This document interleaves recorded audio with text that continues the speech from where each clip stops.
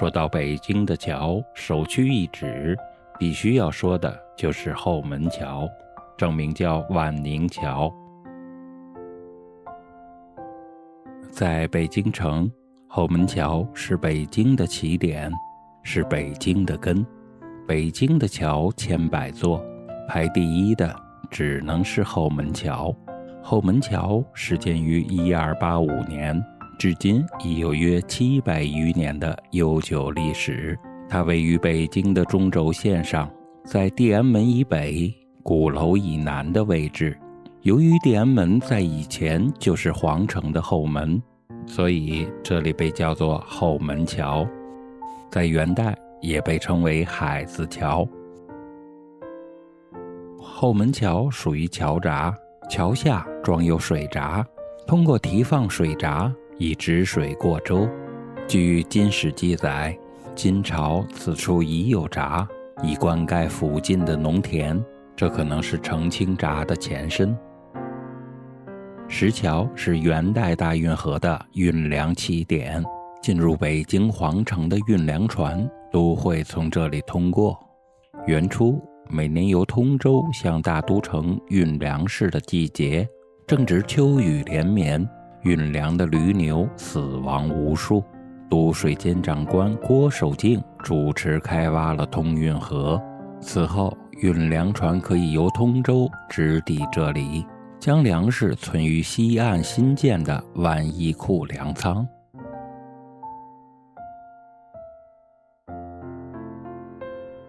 元惠宗时的集贤大学士徐有仁填词写道：柳梢烟重滴春娇，傍天桥筑兰饶，春暖香云何处一声箫。犹觉不过瘾，又填一首蝶恋花。九陌千门新雨后，细染浓熏满目春如绣。恰信东君神妙手，一箫绿遍关墙柳。此句中的天桥与关桥都是指万宁桥。万宁桥为单孔汉白玉石拱桥，长10余米，宽近10米。桥面用块石铺砌，中间微拱，桥的两侧建有汉白玉石护栏，雕有莲花宝瓶等图案。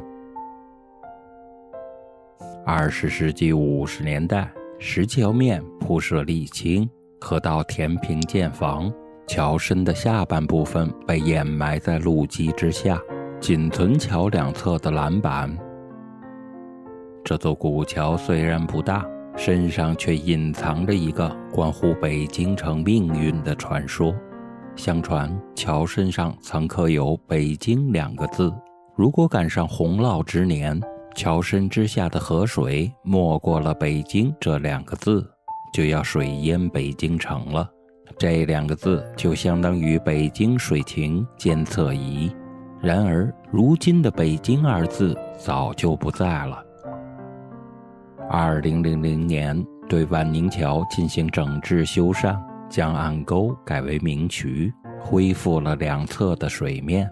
在清理多年河道的淤泥时，意外清理出4只镇水神兽，它们身长将近1.8米，身子宽近1米，高约半米，个头着实不小。它们头顶一对鹿角，瘪嘴翘鼻，圆眼睛，4只爪子，浑身鳞片，还有一条大尾巴。它们是龙的9子之一，因好水，所以经常会设在桥洞中央或宫殿的排水处。这几只出土的镇水神兽不仅是难得的艺术珍品，而且还是测量河水深浅的标尺。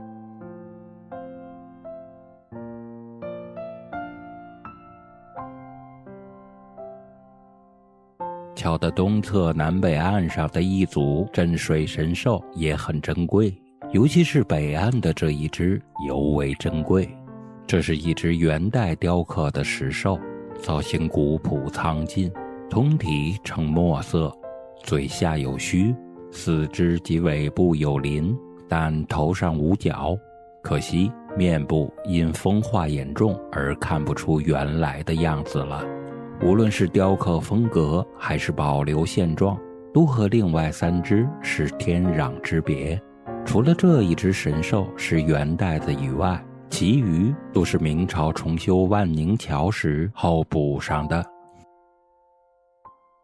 金锭桥是2001年新修筑的汉白玉3孔石桥，位于什刹海东岸的出水口处。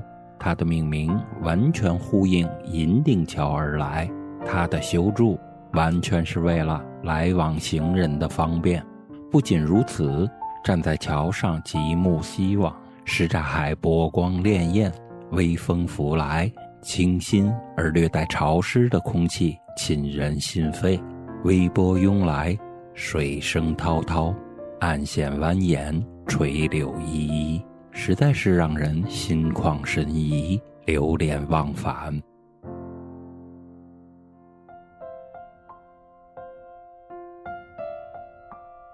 银锭桥是什刹海前海和后海之间的一座单拱白石桥。关于桥的年代，多数资料说是在明代。燕都浏览志中，城中水记看西山第一绝胜处。传说晚清时候有位状元，在一个万里无云的秋日，站在桥上朝西北方向眺望，竟然透过后海茂密的柳荫看见了玉泉山。他为这里题了4个字，叫做银锭关山。银锭关山作为小燕京8景之一，的确是名不虚传的。站在桥头向远方望去，后海的水面越来越宽，也越苍茫，在水天极处浮现着一痕西山的影子，有时若隐若无，有时清明娟秀。不过银锭桥的大出名还不在于银锭关山，而有它更主要的原因。当年这座不起眼的小桥是摄政王载沣每天上朝的必经之路。在宣统2年2月21日，汪兆铭、黄树忠、罗士勋3人就在这座桥下埋炸弹，谋刺载沣。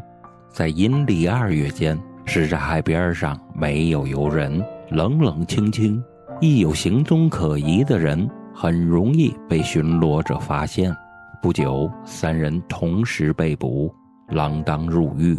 汪兆铭还写下慷慨歌燕市，从容作楚秋，引刀成一块，不负少年头的诗，一下子大大的出了名，银锭桥也举世皆知了。